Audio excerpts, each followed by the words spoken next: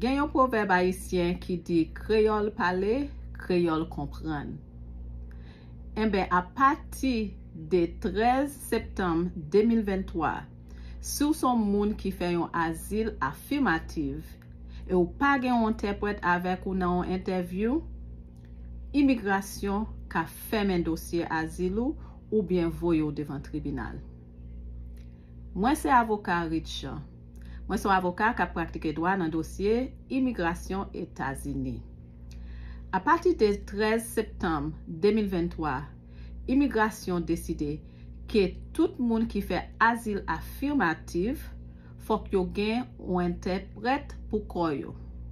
Faut que yo vini avec un entèprèt lè y a fait interview. Un asile affirmatif c'est un asile qui pas devant tribunal. Un entèprèt faut que li gen plus au minimum 18 ans et faut que li ka parler anglais. Et un entèprèt pas ka un moun qui c'est un avocat ou qui c'est avocat parlant. Un entèprèt pas ka yon moun qui a servi comme un témoin dans dossier.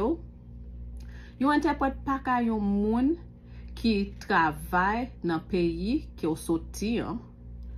Et puis yon entèprèt pas capable yon moun qui appliqué pour asile qui pour corps gen yon interview.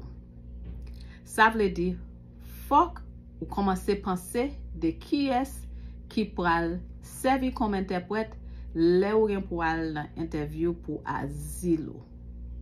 Si c'est pas ça, asile la capable fermer ou bien yo voyo devant tribunal. Songez, information ça que nous bailons, c'est pas conseil sous dossier par là.